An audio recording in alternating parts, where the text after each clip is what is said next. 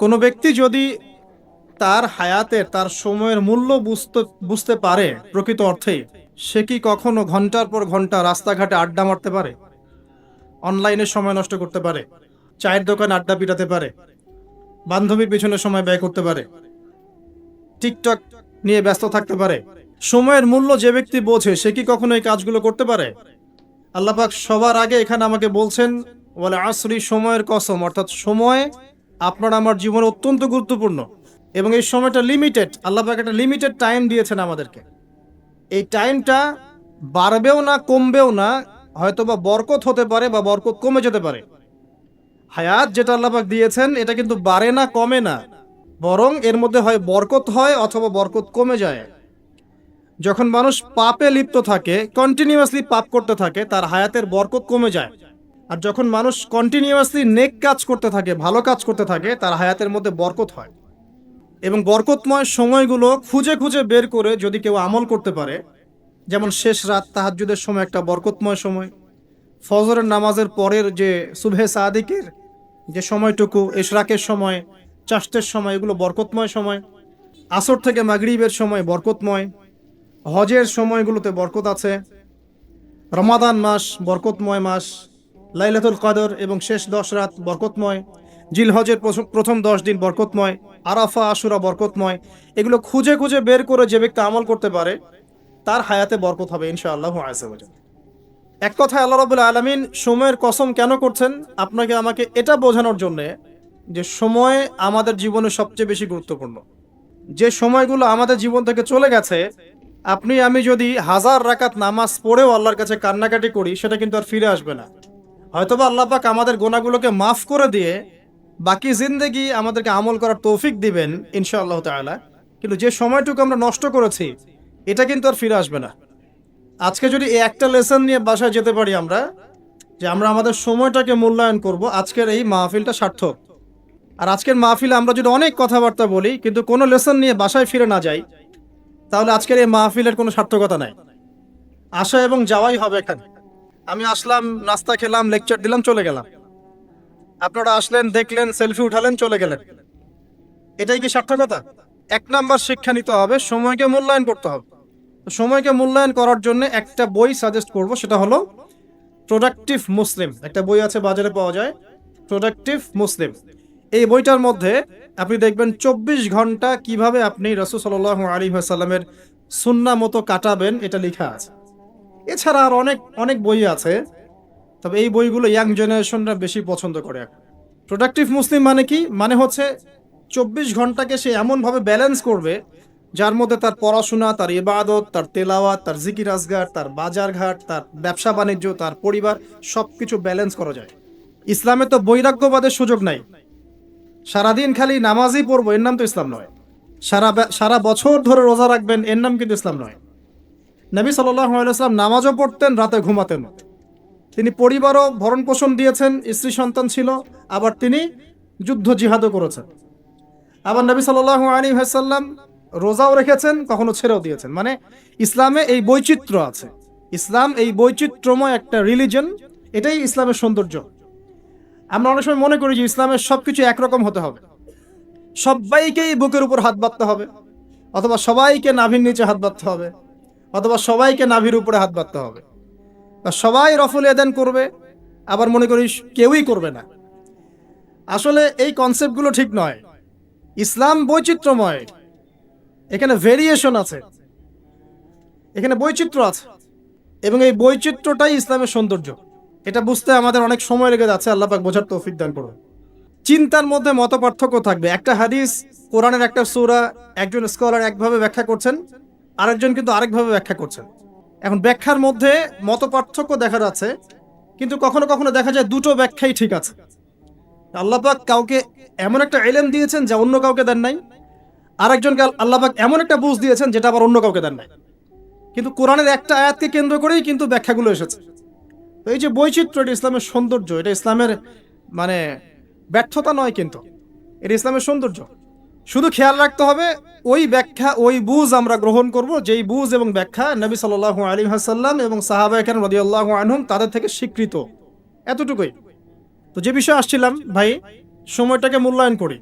Prophetic lifestyle এটা বলা যতটা সহজ, করাটা খুব কঠিন। রাতের ঘুমানো থেকে শুরু করে আবার রাতের ঘুম পর্যন্ত এই যে 24 ঘন্টার দিন রাত, এটাকে এমনভাবে ঢেলে সাজাতে হবে যাতে এর মধ্যে আমার ইবাদত থাকে, নামাজ থাকে, জামাতে নামাজ থাকে, তিলাওয়াত থাকে, তালিম দেওয়া থাকে, দিন প্রচার থাকে, পরিবারকে সময় দেওয়া থাকে, বাজারঘাট করা থাকে, সন্তান প্রতিপালন থাকে, ব্যবসা বাণিজ্য থাকে, সব কিছুকে ব্যালেন্স করতে হবে। যদি এটা করতে পারি তাহলে ইনশাআল্লাহ আগামী দিনে আশা করা যায় আমাদের তরুণ প্রজন্মের হাতে ইসলামের পতাকা উঠবে ইনশাআল্লাহ। আর এখন যে লাইফস্টাইল আমরা পালন করছি আর কি, বাস্তবতায় আসেন, সেটা হচ্ছে এমন, ঘুমাচ্ছি রাত 2টা-3টায়, কারণ গার্লফ্রেন্ড তো ফোন দেয় রাত 12টার পরে, আর গার্লফ্রেন্ড ফোন দিলে তো 3-4 ঘন্টা কথা না বলে থাকা যায় না, তাই না ভাই? তার মানে ঠিক বলছেন, তার মানে এর সাথে অভ্যস্ত আছেন আপনারা। ঘুমাতে ঘুমাতে 3টা-4টা, উঠছেন মাশাআল্লাহ জোহরের আগে, তো ফজরটা পড়ছেন জোহরে গিয়ে, তারপরে যে আসর মাগরিব ঢিলে ঢালাভাবে যাচ্ছে, সারাদিন গায়ে কোনো এনার্জি নাই, যেহেতু ঘুম ক্লিয়ার হচ্ছে না, শরীরে শক্তি নাই। এরপরে আবার ফেসবুকিং আছে, ইউটিউবিং আছে, বন্ধুদের সাথে আড্ডা আছে, একটু সময় পাইলে স্কুল কলেজে অথবা কফি শপে অথবা চায়ের দোকানে আড্ডা মারা, আবার রাত্রেবেলা ওই যে এলাকা ভিত্তিক কিছু জায়গা থাকে আড্ডা মারার, আপনার নদীর ধারে বা রাস্তার ধারে বা ব্রিজের উপরে, দেখবেন গোল হয়ে যুব সমাজ বসে বসে লুডো খেলছে। গোল হয়ে যুবকরা বসে যে কিছু একটা করে, কি করে এটা বুঝতে আমার 1 মাস লাগছে। আমি অনেককে প্রশ্ন করছিলাম যে আসলে ওরা করে কি, যে গোল হয়ে যে বসে থাকে মাঝখানে একটা জিনিসের দিকে তাকায় আছে, কি করে আসলে। পরে একদিন নিজেই গিয়ে দেখলাম আসলে কি করে। ভাই কি করো? ওই যে ভাই ইতস্তত বোধ করছে যে আপনি, আপনার ভিডিও আমরা ইউটিউবে শুনি, আপনি সেই ব্যক্তি না? যে হ্যাঁ আমি সেই ব্যক্তি। কি করো তোমরা? তো বলছে যে আমরা ভাই লুডো খেলছিলাম। তো ওখানে যে লুডো খেলে এটা আমরা বুঝতে পারি নাই। আমি অনেস্টলি বলছি যে টিকটক বলে যে কিছু একটা আছে, এটা আমি জানতাম না এতদিন। এটার নামে কোনো অ্যাপস আছে এটা আমার জানাই ছিল না, শুধু ফেসবুক এবং ইউটিউবিং জানতাম। তো দেখেন আমরা সময়গুলো প্র্যাকটিক্যালি এভাবে নষ্ট করছি। যদি প্রফিটিক লাইফস্টাইলে না আসতে পারি তাহলে আল্লাহ পাকের যে শপথ ওয়াল আসরি, সময়ের কসম, এখান থেকে কোনো শিক্ষা আমরা অর্জন করতে পারছি না। 2 নম্বরে যাওয়ার আগে আল্লাহর কাছে ওয়াদা করি যে আজকে থেকে ইনশাআল্লাহ তাআলা যতদিন আল্লাহ পাক বাঁচিয়ে রাখবেন, ইনশাআল্লাহ তাআলা দেশের প্রেক্ষাপট যেমনই হোক, বিশ্বের প্রেক্ষাপট যেমনই হোক, ঠিক আছে, দেশে মহামারী নেমে আসুক, দুর্ভিক্ষ নেমে আসুক, কি হয় হোক, 24 ঘন্টার প্রফিটিক লাইফস্টাইল আমি মেনে চলবো ইনশাআল্লাহ। স্পেশালি যুব সমাজকে এই নিয়াত করতেই হবে, আদারওয়াইজ আপনারা সামনে ভয়ঙ্কর বিপদ দেখতে পারবেন। এমন ভয়ঙ্কর সিচুয়েশন আসবে যেটা কল্পনাতেও নাই এই মানব জাতির। কি আসবে সেটা নিয়ে আমি আসলে আপনাদেরকে ভয় দেখাতে চাচ্ছি না। আগামী বিশ্বের ভবিষ্যৎটা ভালো না, আগামী বিশ্বের ভবিষ্যৎটা মোটেই ভালো না। তো সময় এখনই আছে, মানে এই সময়টাই সময় মনে করেন, ভবিষ্যতের চিন্তা বাদ দিয়ে এইটাকেই সময় মনে করেন। আল্লাহ পাক তৌফিক এনায়েত করুন, আমিন। 2 নম্বর মেসেজ হচ্ছে আল্লাহ পাকের, সময়ের কসম করে আল্লাহ পাক বোঝাতে চাচ্ছেন ইতিহাস এর দিকে আপনাকে চোখ দিতে হবে।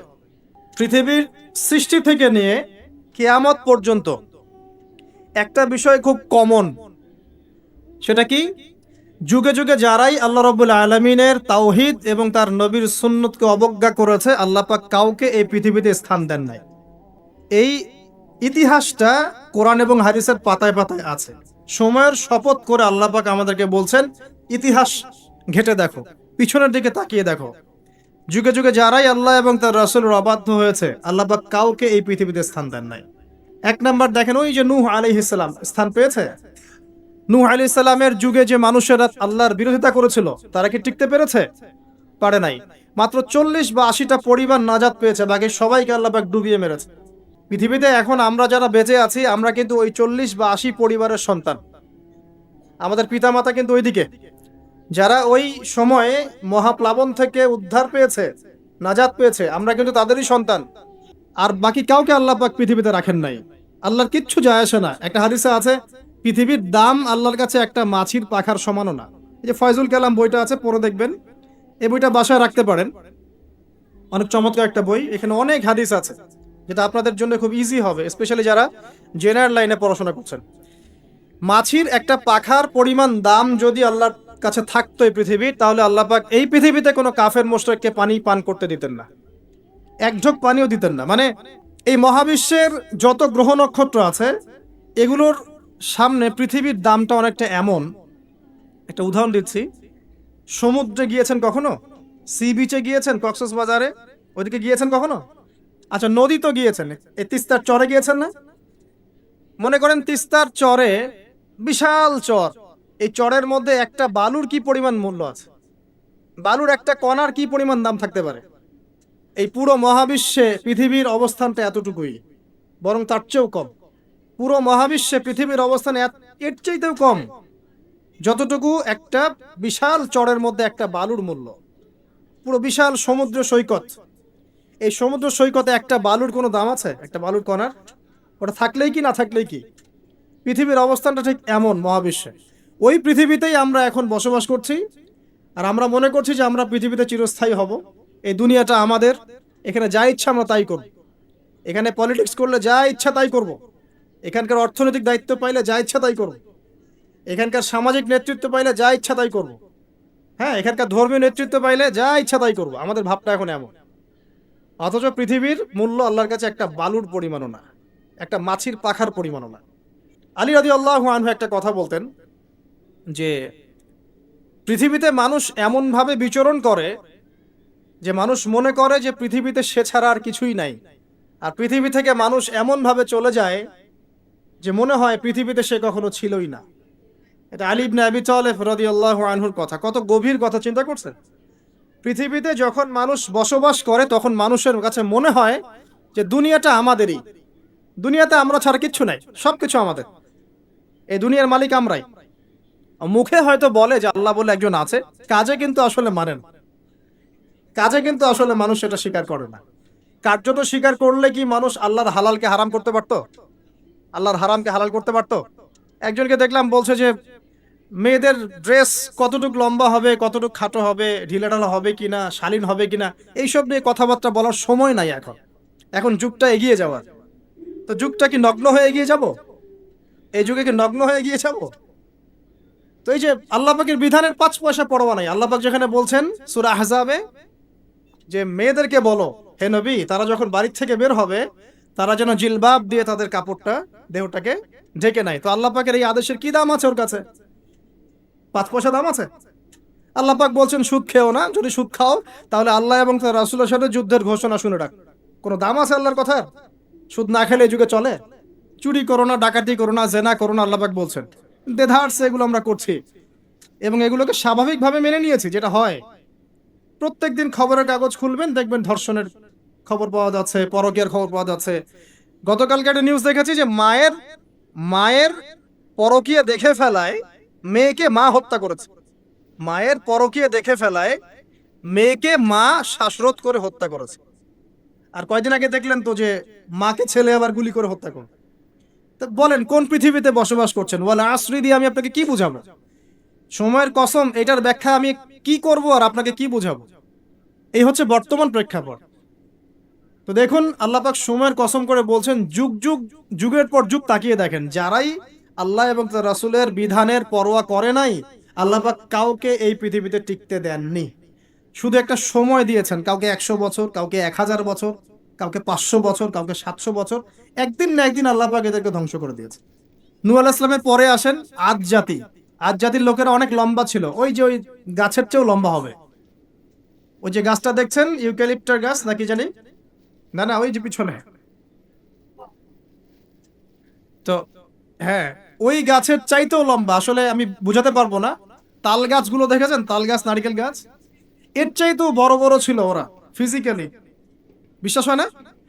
এমনও মানুষ ছিল পৃথিবীতে, আমরা তো এখন ছোট, লম্বা চওড়া মানুষ ছিল পৃথিবীতে, এবং তারা ছিল আদ এবং সামুদ জাতি। তার একটা কথা বলতো যে মান আশাদ্দু মিন্না কুওয়া, আমাদের চেয়ে শক্তিশালী আর কে আছে? আওয়ালাম ইয়ালামুন আন্নাল্লাহা হুয়া আশাদ্দু মিনহুম কুওয়া। আল্লাহ পাক বলেছেন কোরআনে যে তারা কি জানে না যে আল্লাহ তাদেরকে সৃষ্টি করেছেন তিনি তার চেয়ে বেশি শক্তিশালী। তো এরা বলতো যে আমাদের যে শক্তিশালী কে আছে? পাহাড় কেটে কেটে বাড়ি নির্মাণ করত, সৌধ নির্মাণ করত। যখন কাউকে মারতো, ওয়াইদা বাতাসতুম জাব্বারিন, কাউকে পিটাইলে খুব পিটাইতো, মানে খুব উদ্ধত অহংকারী ছিল। হুদ আলাইহিস সালাম এবং সালেহ আলাইহিস সালাম তাদের নবী ছিলেন। আল্লাহ পাক নির্দিষ্ট সময় দিয়েছেন, একদিন ধ্বংস করে দিয়েছেন। বিশাল দেহের এই মানুষগুলোকে আল্লাহ পাক ধ্বংস করেছেন ঝড় দিয়ে, বাতাস দিয়ে। বাতাসে এমন ভাবে উপরে দিয়েছেন যেন খেজুর গাছের ডাল উপরে পড়ে গেলে যেমন ভাবে পড়ে থাকে, এরা সেভাবেই পৃথিবীতে পড়েছিল। শেষ, সমস্ত দম্ভ অহংকার সব শেষ, চূর্ণ বিচূর্ণ। সামুদ জাতির একই অবস্থা, আকাশ থেকে বজ্রপাত, এই যে বিজলি যেটা বলি আমরা, প্রচন্ড বজ্রনিনাদ শব্দে একদিনে শেষ। কমে লুত পরস্পর ছেলে ছেলে জেনা করতো, নাউজুবিল্লাহ, যেটা এখনকার ফ্যাশন হয়ে গেছে আর কি। হ্যাঁ, আজকে দেখলাম একটা নিউজ, যে আমি আসলে নিউজ দেখতে খুব পছন্দ করি, যে একটা স্কুলের টিচার, সে নিজেও সমকামী, সে শিক্ষার্থীদেরকে পড়াচ্ছে, সে নিজেও সমকামী। তাকে সরিয়ে দেওয়ার জন্য শিক্ষার্থীরা আন্দোলন করছে। এখন এদের সংগঠনও আছে, এদের পতাকা আছে, এদের ম্যাগাজিন আছে, এরা মানবতার কথা বলে, এরা বলে যে বাক স্বাধীনতার কথা বলে। আগে ওই উইকিপিডিয়া ঘাটলে দেখবেন, আগে দেখা যেত যে সমকামিতাকে একটা রোগ বলতো মানুষ, যেটা মানসিক রোগ ইত্যাদি। এখন উইকিপিডিয়া ঘেটে দেখবেন, এখন এটাকে বলে এটা হচ্ছে বাক স্বাধীনতা। মানে বাক স্বাধীনতা, আপনি চাইলে একটা ছেলেকেও বিয়ে করতে পারেন, মেয়েকেও করতে পারেন। তো লূত আলাইহিস সালামের কওম এই কাজটা করতো।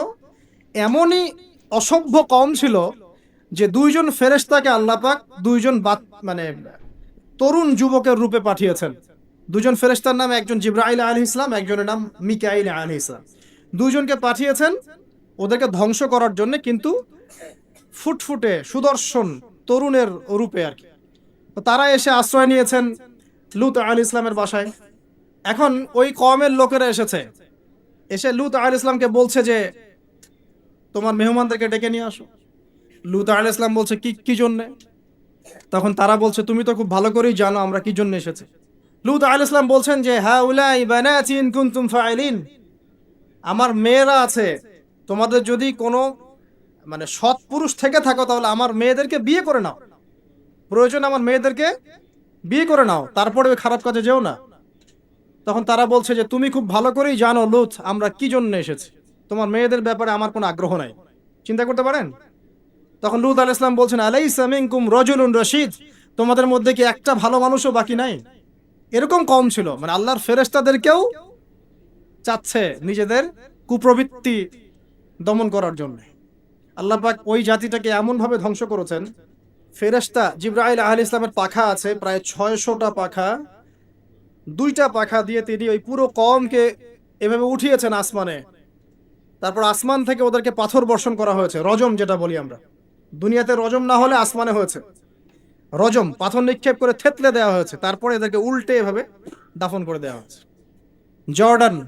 জর্ডান নামক জায়গার ডেড সি বা মৃত সাগর যেটা, ওই জায়গাটা হচ্ছে কওমে লূতের জায়গা। অনলাইনে ঘেটে দেখেন, এই জায়গায় এই কওমে লূত থাকতো, সমকামী। এখন এটা মুহাম্মদ সাল্লাল্লাহু আলাইহি ওয়াসাল্লাম নিজেও বলছেন যে আমি আমার উম্মতের উপরে যে কয়টা বিষয় বেশি ভয় করি, তার মধ্যে একটা হচ্ছে গোপন শিরক, একটা হচ্ছে লোক দেখানো আমল, একটা হচ্ছে এই উম্মতের এক শ্রেণীর আলেম, তারা সমাজে ফিতনা সৃষ্টি করে বেড়াবে এবং আসমানের নিচে এরা সবচেয়ে নিকৃষ্ট শ্রেণীর মানুষ হবে। আমি ভয় করি আমার উম্মত মূর্তি পূজারী হয়ে যাবে, এবং আমি ভয় করি আমার উম্মতের মধ্যে সমকামিতা ছড়িয়ে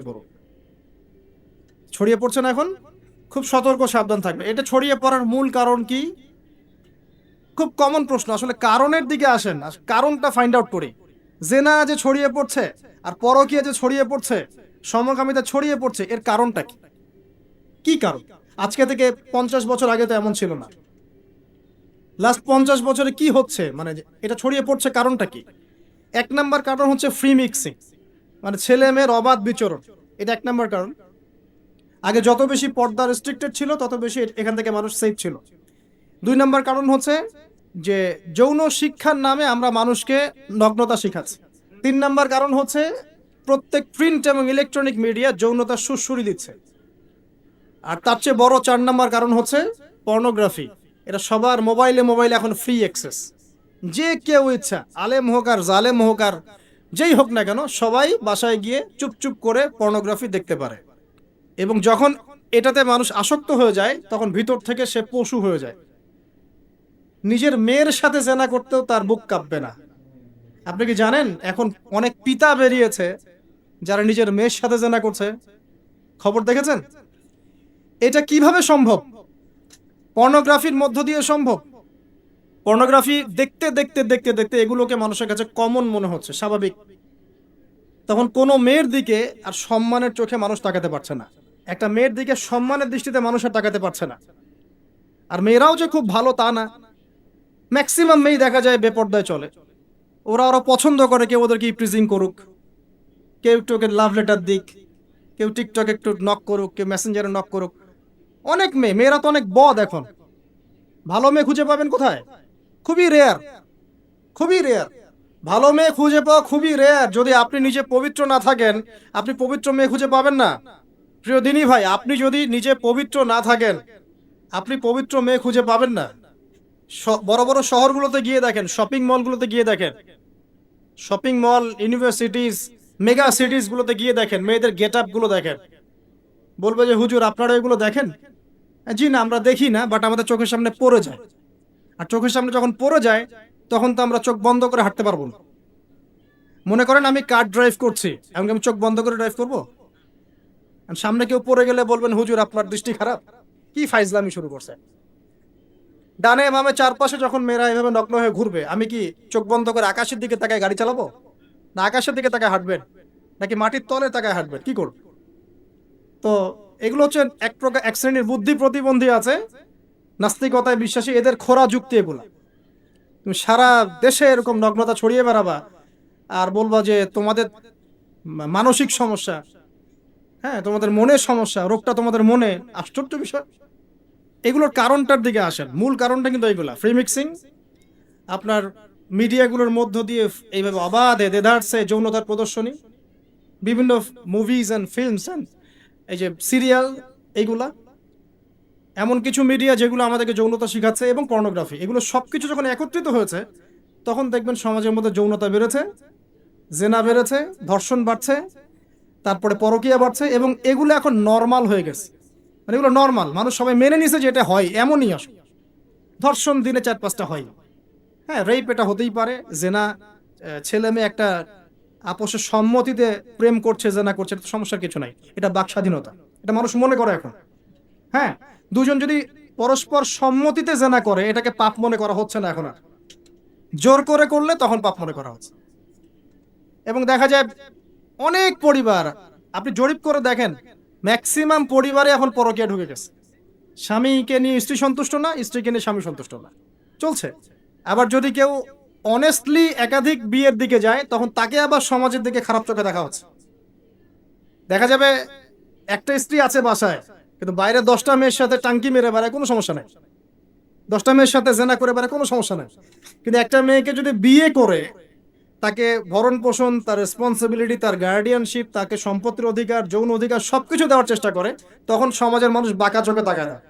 এটা কোন যুগে আছেন? এটা আইয়ামে জাহিলিয়াত চলছে এখন। আমরা মক্কাকে আইয়ামে জাহিলিয়াত মনে করেন? মক্কার জাহিলিয়াতের চেয়ে 1000 গুণ বেশি জাহিলিয়াত এখনকার বিশ্বে আছে। কেউ চ্যালেঞ্জ করলে আমার সাথে ডিবেট করতে বলেন, আমি প্রমাণ করে দিব যে মক্কার জাহিলিয়াতের চাইতে 1000 গুণ বেশি জাহিলিয়াত এই যুগে আছে। তবে শর্ত হচ্ছে, এই জাহিলিয়াত প্রমাণ করতে হবে শুধু কোরআন এবং হাদিসের চোখ দিয়ে, অন্য কোনো চোখ দিয়ে চলবে না। তো এই সব কিছুর উপরে আবার একটা বিষয় আছে, সেটা হলো সবসময় আইনের সুশাসন নিশ্চিত হচ্ছে না। সব ধর্ষকের বিচার হচ্ছে না, সব জেনাকারের বিচার হচ্ছে না, মাদকদ্রব্য সবার বিচার হচ্ছে না। বিচার হলে আইনের ফাঁকফোকর দিয়ে বেরিয়ে যাচ্ছে। আর সিস্টেম করা আছে, ওখানে একটু খাওয়াবেন, তার নিচে একটু খাওয়াবেন, তারপর এখানে একটু খাওয়াবেন, আস্তে আস্তে সব খুলে যাবে। আর এগুলো আমরা মেনে নর্মাল, এমনই সিস্টেম, আমরা সবাই মেনেই নিয়েছি, এটাই হয়। এই যে মেনে নেওয়ার ট্রেন্ড, এটা করতে করতে করতে আমরা এখন চরম রকম জাহেলি একটা সমাজে বসবাস করছি। এই সময়ের কসম আল্লাহ পাক আপনাকে করছেন, ওয়াল আসরি, সময়ের কসম। মানে কোন সময় আপনি বসবাস করছেন নিজেই চোখ দিয়ে দেখেন। সময়কে চিনতে শিখুন, ইতিহাস পড়তে শিখুন। ইতিহাসের সময়ের যুগে যুগে যারা আল্লাহর আইনের বা আল্লাহর বিধানের বিরোধিতা করেছে, ওদের কি পরিণত হয়েছে দেখুন, আর সময়কে মূল্যায়ন করুন। এভাবে আদ সামুদের কথা বললাম, কওমে লুতের কথা বললাম, এই যে কওমে শুআইব, একই অবস্থা, মাপে কম দিত, আল্লাহ পাক ভূমিকম্প দিয়ে ধ্বংস করে দিয়েছে, মানুষকে ঠকাতো। শুআইব আলাইহিস সালামের কওম যেভাবে মানুষকে ঠকাতো, এখনকার IMF আর ওয়ার্ল্ড ব্যাংক মানুষকে এইভাবে ঠকায়। এটা আপনি বুঝবেন না যদি ইন্টারন্যাশনাল ইকোনমিক্স মনিটারি সিস্টেম সম্পর্কে পড়াশোনা না করেন। সুদের জালে ফেলে দরিদ্র দেশগুলোকে একদম গলায় রশি ধরে টেনে ফেলে দিবে, হ্যাঁ, সুদের মধ্য দিয়ে। এবং পুরো ওয়ার্ল্ডটাকে এভাবে সাজিয়েছে, এর বাইরে কেউ বেরোতে পারবে না। ইন্দোনেশিয়ার একজন প্রেসিডেন্ট চেষ্টা করেছিলেন বের হওয়ার জন্য, সুকান্ত, আগে হয়তো আছে, নাম পড়ে দেখবেন। তারপরে ওরা ইন্দোনেশিয়াকে ইকোনমিক স্যাংশন দিয়ে দিয়েছে। ইন্দোনেশিয়া আস্তে একটা ভালো অবস্থান থেকে হঠাৎ করে ধাপ করে পড়ে গিয়েছে। যখন টার্কি এখান থেকে বের হওয়ার চেষ্টা করেছে, ওকে স্যাংশন দিয়ে দিয়েছে। ভেনিজুয়েলা যখন বের হওয়ার চেষ্টা করেছে, ওকে স্যাংশন দিয়ে দিয়েছে। শুআয়ব আলাইহিস সালামের কওমের পরে কি? ফিরআউনের কওম, মুসা আলাইহিস সালাম। ফিরআউন ছিল বিশ্বের সবচেয়ে প্রতাপশালী নেতা, যে নিজেকে এক পর্যায়ে বলেছিল যে আনা রব্বুকুমুল আ'লা, আমি তোমাদের মহান রব, তাই না? সে বলেছিল যে আমি তোমাদের জন্য যা ভালো মনে করি আমি তাই করি, এবং আমি তোমাদেরকে সরল পথ দেখাই। এটা ফিরআউনের স্টেটমেন্ট, এটাও কিন্তু ফিরআউনের স্টেটমেন্ট। তো সে নিজেকে এক পর্যায়ে রব দাবি করে, এবং আল্লাহ পাক তাকে ক্ষমতা দিয়েছিলেন, দীর্ঘ হায়াত দিয়েছিলেন, ওকে জুলুমের ক্ষেত্রে আল্লাহ পাক অবকাশ ছাড় দিয়েছিলেন। এক পর্যায়ে সে মনে করলো যে তাকে ধরার কেউ নাই।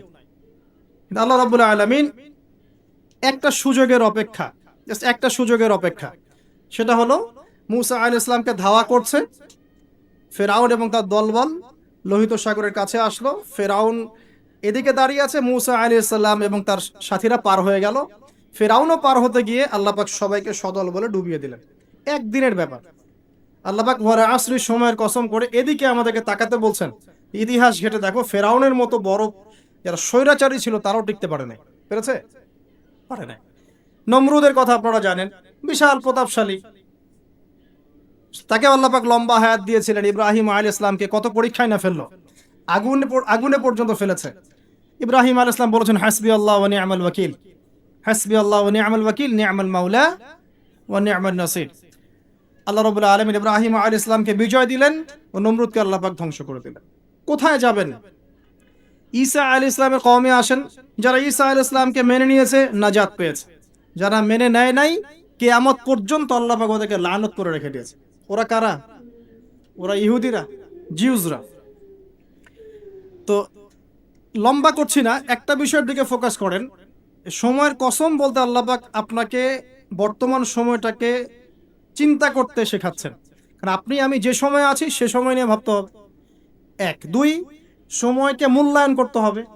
3 অতীতের সময়গুলোর দিকেও তাকাতে হবে, যে অতীতে কখন কার কি পরিণত হয়েছে, কি কারণে হয়েছে। এখান থেকে শিক্ষা নিয়ে সামনের দিকে পথ চলতে হবে। আর সামনের সময় কেমন? সামনের সময় আরো ভয়ঙ্কর। যত দিন যাবে কিয়ামতের যে আলামতগুলো বাকি আছে সেগুলো আস্তে আস্তে চোখের সামনে দেখা যাবে।